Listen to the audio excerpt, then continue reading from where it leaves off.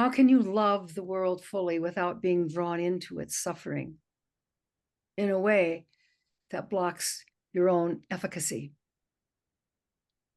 It's very tempting to want to deny that pain. Well, things are pretty good in my life today. Okay, this is what I'm working with. And while that may be true, you're also working in a bigger picture. I think the we is so big that for many people, it's a little bit frightening to look in the face of it. But you see, what people don't realize is if anybody is suffering or starving or being put to death by munitions of one kind or another, it's a piece of you that's going through that. And you see, the being in a body kind of condemns one to a small perspective. You know the space in which you go through your life. You have the space in which you live. Then maybe you have a grocery store you go to. That's part in your life space. Then you have a job you go to. That's in your life space. And you have Zoom meetings that you attend. They're in your life space. But they're all centered around the self. Making this shift to the whole is really a big one. And that's why it's so important that we look at the whole. It isn't to get bogged down by just thinking, oh, someone is suffering, and maybe beating yourself up because you're not. Some people actually do that. They have a lot of guilt because they're not suffering the way someone, say, in Sudan is suffering or elsewhere on the planet. There are terrible conditions. And, your news media really only reports on the ones that are of interest, or so it would seem, to your country. It's kind of interesting that the suffering in Africa and even in Central America has pretty much all fallen off the screen of major news sources in the US. And so you'll hear about Ukraine, although less now than you used to, which is a terrible situation. And you hear about Gaza quite a bit.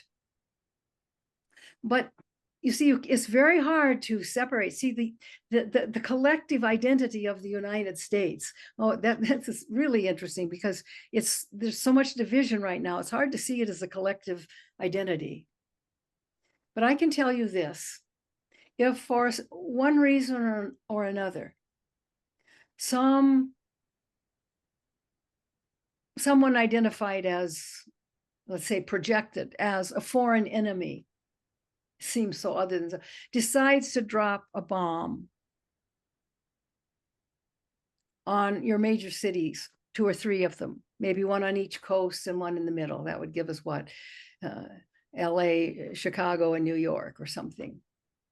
Let's say 3 bombs are dropped. This country would unify. Nobody would care if you're Republican or Democrat.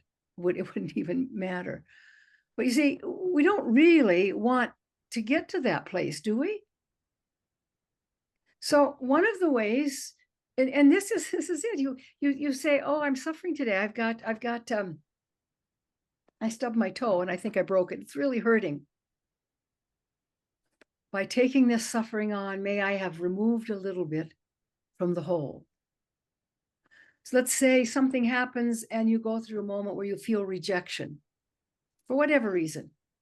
Maybe somebody misconstrued something you said at work, maybe anything, but somehow you feel like you've been rejected or not seen, not taken seriously.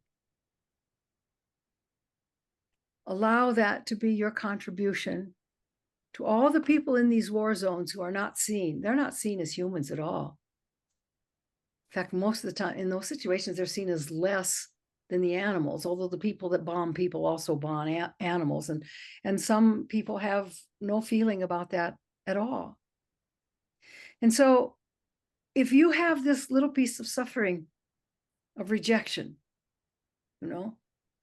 if you want to look at it as, let's say, the Christians have held, it's not so much now, but it has been a traditional thing that your suffering will lead you to a search for God, and that's good. Or the way Islam holds it, like, well, God's trying to give you a chance to purify your heart here. Those are fine. Those are contexts in which to play your suffering.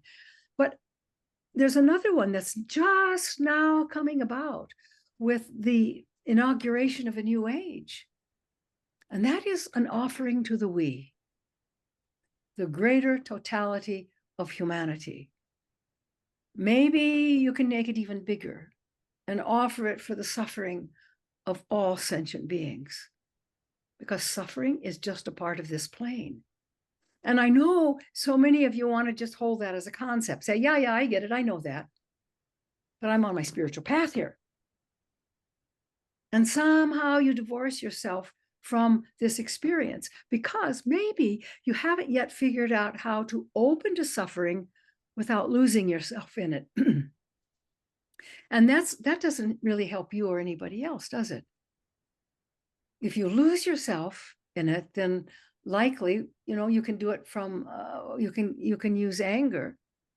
And anger can be quite a motivator for certain things, but you also lose your peace of mind, and you're not really contributing something the greater we needs. You're contributing something that will make it harder for people to come together. That doesn't mean you won't have moments of anger. I mean, that's part of life. The idea is to learn from anger. Okay, when this angered me, what happened in my mind? What happened in my body? And what can I learn from that going forward? So it isn't that we want to cut off emotions, as some people say. No, but we want to put them in a holy context. And when there is suffering, know that that can be a contribution if your mind holds it that way. Years ago, I remember I was doing a lecture in Denver, and some questions came up at the end about the homelessness problem that was beginning to develop there. And there was a walking mall through Denver called the 16th Street Mall. And this was a lot of homeless people begged or just kind of camped out. And it made a lot of other people nervous about being there. Mostly, I think they were nervous when they would see schizophrenic people that really needed help and weren't getting it. Because they are very unpredictable, and some of them can be kind of scary. But here's the thing. When that question came up, well, what can I do? I can't feed all of these people that need feeding. What can I do? And I said, well, you can hand them $1 now and then. And what about those who go drink it? I said, that's on them. That's not on you. But you see, it's not giving the dollar that's important. It's how you give it.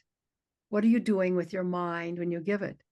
And if you think, may somehow this little gift end hunger, may it end homelessness, and then you give it, you're giving a whole lot more than $1, aren't you? And it's important to look at things that way because your mind sets the field in which you experience.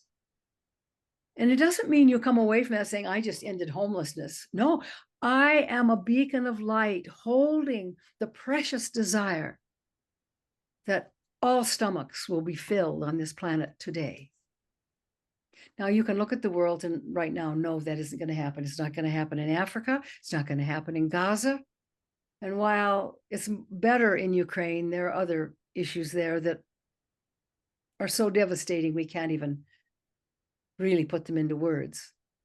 But what you give, if you give a quarter, do it in a way that it has meaning. May somehow this little gift help. May it be an offering to the greater we, which is still trying to grow. So much of it is, there's the act, but then there's how you do the act. And if the mind is stable, that means at peace, serene, even in the face of some of the terrible things that are happening right now on the planet. If the mind is stable, you can open to suffering without losing yourself in it, you see? Now, to the one that thought, I guess I don't have to go out in the streets and demonstrate then. Okay. But just take it in the moment. Those of you who will join demonstrations, I think there's going to be some in some cities this weekend.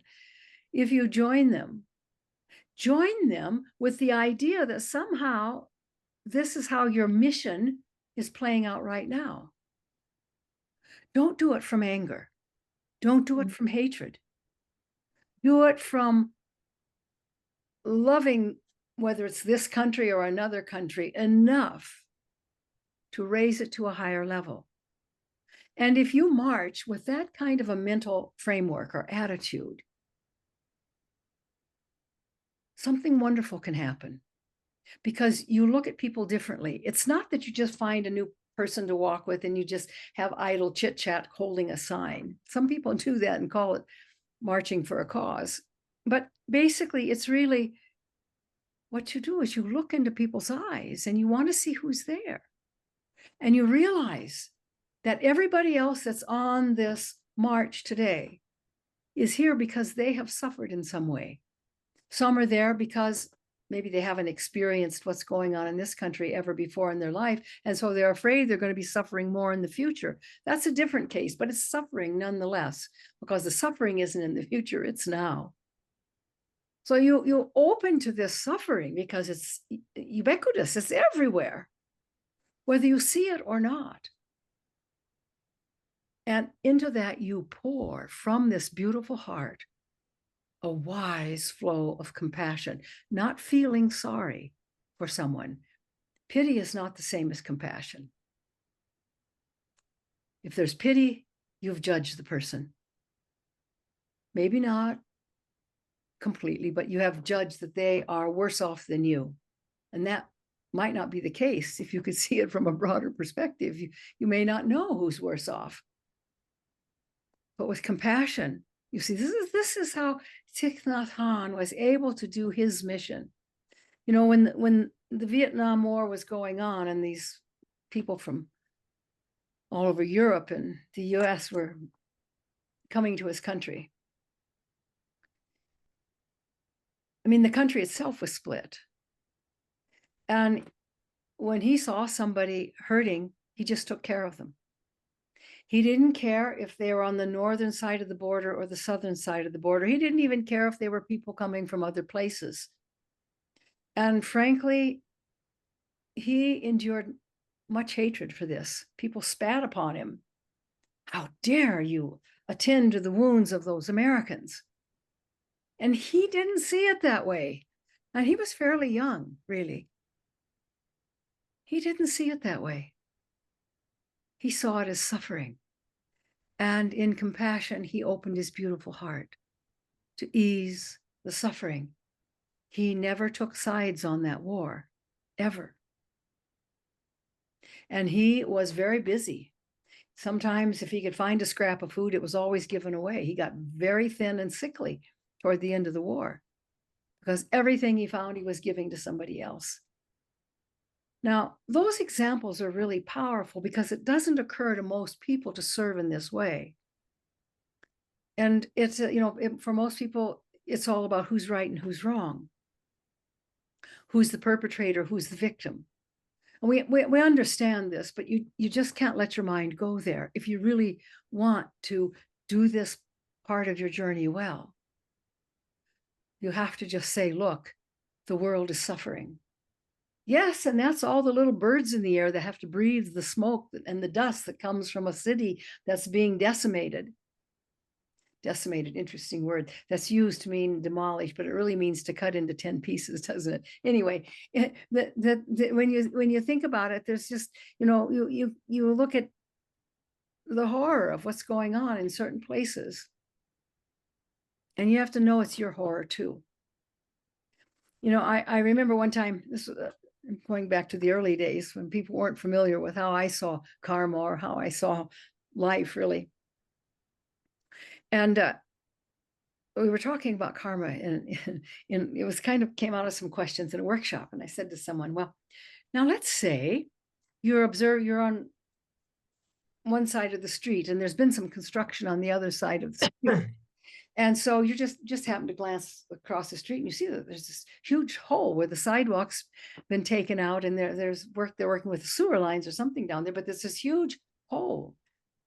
And you're watching and you see two people, they're really engrossed in conversation. They're walking right to it, right toward and I said to the person, now that's their karma, right? If they fall in that hole. The person said, yes. And I said, no, if you're watching it, it's your karma. If you know what's going on, your karma is there too. How will that karma direct you to move? Do you have the karma to see with compassion and hold a kind of gentleness for all who are suffering? Or do you only have the karma to blame somebody for it? And you remember a few years ago when the pandemic was coming into full swing, and all these people were trying to figure out who's to blame. Now, I hope that didn't go on in other countries, but it really went on in this country. Who's to blame? Was it the lab in China? And what nefarious activities were happening by certain people who had gone to that land, Americans who were participating in that research, and you know, I mean, all of these theories came out of people trying to do you harm. And my friends, that will not work in this new age we're trying to build. You simply cannot go out looking for everybody who's trying to harm everybody else and think you're doing anything.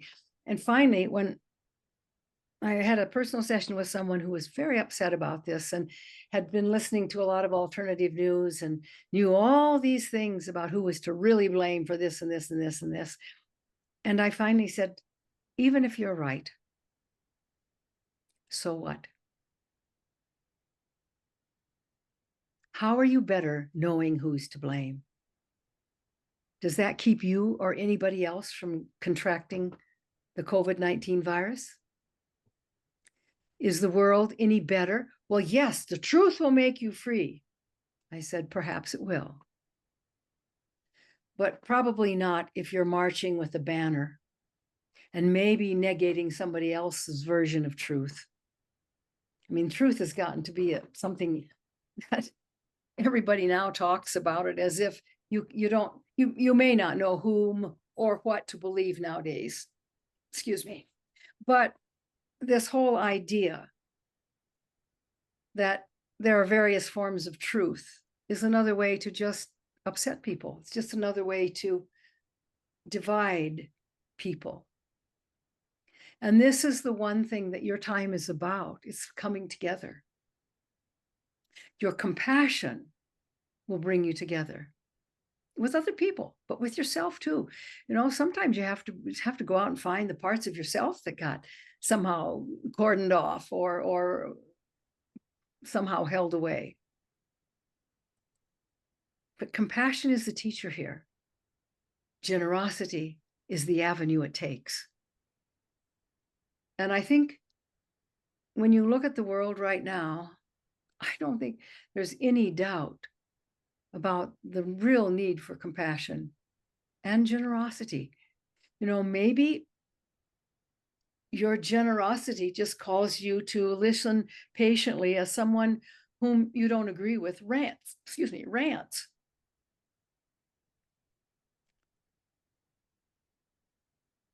But can you sit there and without forming your own arguments, see that the ranting is coming from some kind of pain, whether or not the other person is even aware of it? Now, that doesn't mean you don't take action. You don't just sit there and say, oh, I'll be peaceful and I'll allow all the ranting. I can be very holy here and I can let it happen. It won't hurt me. I'll just let it go all around me. I'll direct the flow of the energy to. You have to go to a bigger picture than that. This is the time of the big picture. And you know, this age to age transition is so chaotic. You may need to count on it taking 200 or 300 years to calm things down. I hope it won't. But at the beginning of each new age, you know, is when all the work has to be done. And transformation being what it is, there will always be some work to be done. But right now it takes holding power, doesn't it? Mm-hmm. I understand why people want to run away from it. I really do. Because they fear that if they open their heart to this or to that, it will come in and take them over. Now, that's not really what happens when the heart is open. But I can tell you this, but you have to experience it for yourself, you see. You have to find that place of open-heartedness. And you know, there are some that says, well, you know, what we're supposed to do is just allow things to be. Whatever is to be. And so they kind of have a hands-off approach of everything. And I would just ask you to rethink that. Because how is that really participating in the movement into this greater we, the unification, the oneness? I think it will require a lot, frankly. But you see, if you can come back to that really, I mean, why was the Buddha's first teaching on suffering? Because he knew for people to take their enlightenment, they couldn't do it if they're not looking at human suffering. If they're denying it all, or if they're just saying, oh, it's not so bad, you know, well, people always suffer. What's new about this? There's a kind of a callousness to that closes the heart. And I can tell you, it really cuts off compassion and generosity. And so it's time to rethink these things. You know, those of you who've been around for a while maybe didn't find a whole lot new about that teaching I gave, because I've given several before. However, this wasn't any of the ones I've given before. But basically, you know, you think, oh, I know about that. Yeah, I know about that. A couple of you said, oh, yeah, I know about all these stuff. Yeah, I know about that. But by the time we got to the end, just all of you really opened to something bigger than yourself. Do I know this? I know this. I know this. Okay, I don't have to listen quite as intently. That's the ego speaking, you see. And so basically, this is what we're trying to evolve. We're not going to get rid of those egos. We're going to let them be completely doused in the soul. And as I tried to explain, that is what happened for most of you before you decided to take this physical birth. You saw you were needed here. Now, we're seeing from the perspective of the soul, and quite frankly, it looks a little different from there than it does once you get here. Because what souls never experience is being alone. You get here, you're the only one in that body. And you've got to figure out how to use it. And sometimes being in a body can be a very intense experience. Be physically painful, emotionally painful, all those. And that's the dukkha of dukkha. You're going to have that kind of pain because it goes with life. And you have this ego who wants what it wants. And when it doesn't like what it sees, it wants something else, and you suffer. That doesn't mean you shouldn't have preferences, nor does it mean, but you shouldn't let the preferences rule you, you know. And it also doesn't mean you're just blasé about everything. Oh, I can't change it anyway, so I'll just wait till it's over and hopefully things will get better. You see, most of you really appreciate what is called participatory government. So you've known, at least in recent years, recent lives. But if people quit participating, it's no longer participatory or government by participation, is it? Something else. Oh, it's tricky, I know. This is why it's so important for all of you to consistently come more and more from the love and the wisdom of the soul, and not just the reactionary knee-jerk of the ego, you see?